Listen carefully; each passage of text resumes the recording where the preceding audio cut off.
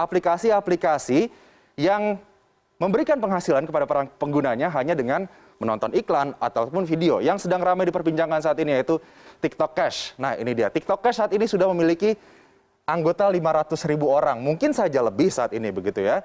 Namun TikTok sendiri, TikTok merupakan anak perusahaan dari ByteDance begitu, sudah mengeluarkan pernyataan bahwa tidak memiliki keterkaitan atau tidak berhubungan sama sekali dengan TikTok Cash. Jadi sudah ada pernyataan resmi dari TikTok bahwa tidak ada hubungan dengan TikTok Cash ini. Jadi harus diwaspadai begitu ya.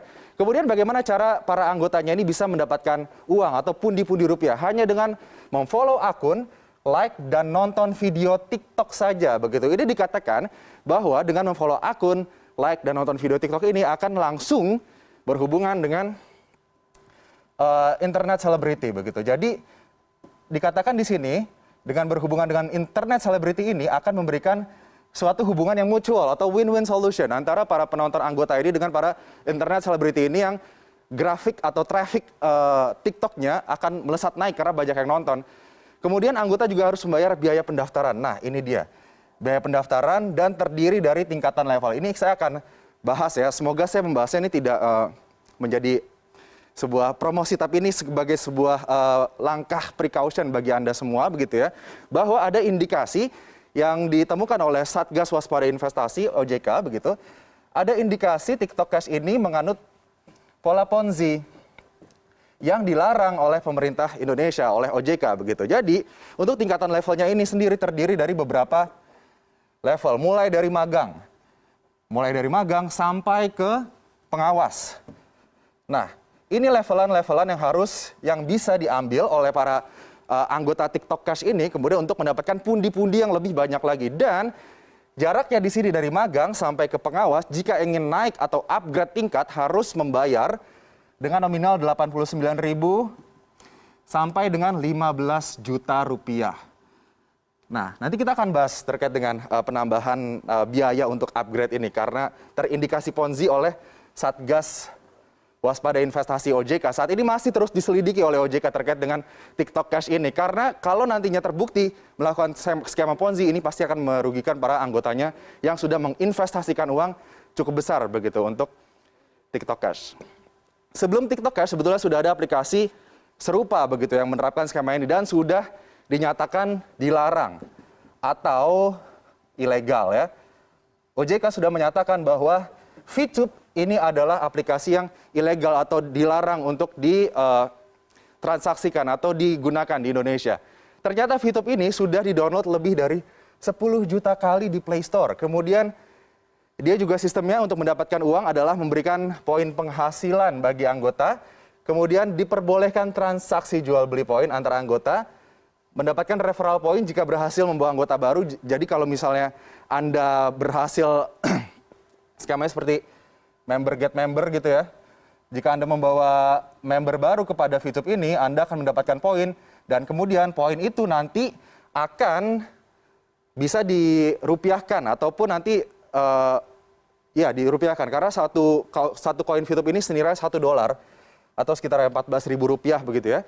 Dan kemudian ini daftarnya gratis, harus perpanjang, mau hasil lebih Anda harus upgrade dan ini sudah lagi-lagi dilarang atau ilegal, dinyatakan ilegal oleh otoritas jasa keuangan. Kemudian ada juga yang baru saja ditemukan oleh OJK yaitu Vito. Vito ini sama, hanya menonton iklan minimal 1 kali, maksimal 100 iklan dalam sehari. Kemudian durasi iklannya itu 20 detik, pengguna dibayar Rp3.000 per iklan dan bonus akan dikirimkan langsung ke rekening pengguna. Tidak ada misi khusus dan referral, karena biasanya Anda harus menyelesaikan suatu misi-misi tertentu di suatu level untuk mendapatkan rupiah atau bisa memonetasi uang ataupun poin di akun aplikasi digital ini begitu ya. Ini juga masih diselidiki oleh OJK. Sebetulnya selain 3 aplikasi tersebut sudah banyak aplikasi lainnya begitu ya yang terindikasi menerapkan skema Ponzi atau piramida. Dan sebut saja like apps seperti yang dulu begitu ya. Tapi skema Ponzi memang skema yang sudah lumrah, sudah banyak diperbincangkan begitu terkait dengan bagaimana member get member, kemudian member awal mendapatkan keuntungan paling tinggi, kemudian member paling bawah mendapatkan ciong atau kerugian karena tidak mendapatkan penghasilan begitu. Kita ingat saja kasus let's say First Travel yang sempat heboh, kemudian juga ada meme miles begitu ya.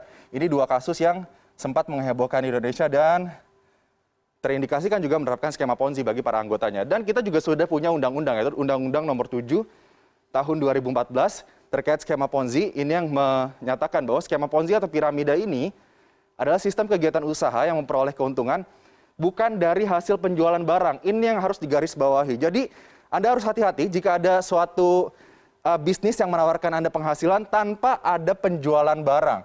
Di sini skema Ponzi memfokuskan kepada memanfaatkan peluang keikutsertaan mitra usaha terutama dari biaya partisipasi orang lain begitu. Jadi tidak mengutamakan bagaimana penjualan produknya, kualitas produknya, tapi mengutamakan bagaimana agar membernya bisa merekrut member-member lainnya, kemudian bisa mendapatkan keuntungan dari biaya yang dikeluarkan oleh member itu begitu. Jadi intinya piramida begini, yang paling atas akan selalu mendapatkan pundi-pundi uang begitu, tapi nanti yang paling bawah mereka yang menyetorkan uang ke atas begitu, saat nantinya sudah tidak ada lagi orang-orang yang menyetorkan uang ke atas, tidak ada lagi member begitu, ataupun sudah terbukti menyalahi aturan begitu ya, yang di bawah inilah yang akan dirugikan. Hati-hati.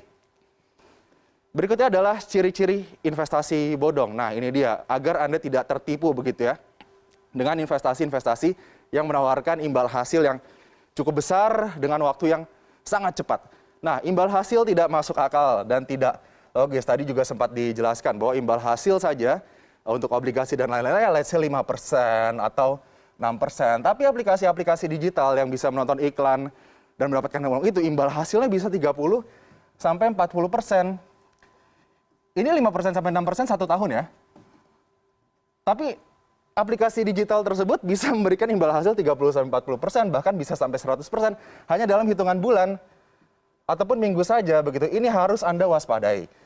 Kemudian ada uang muka yang harus dibayarkan dan dijanjikan kembali dengan cepat begitu. Jadi Anda bisa mengembalikan uang modal Anda itu dengan cepat. Kemudian memiliki layanan lapisan yang berjenjang tadi bertingkat dan skema pengelolaan bisnis yang tidak transparan. Yang paling aman adalah bagaimana kita rutin melakukan pengecekan kepada otoritas jasa keuangan ataupun berita-berita begitu agar kita tidak tertipu, tidak menjadi korban dari money game ataupun skema Ponzi ataupun penipuan berbasis keuangan digital.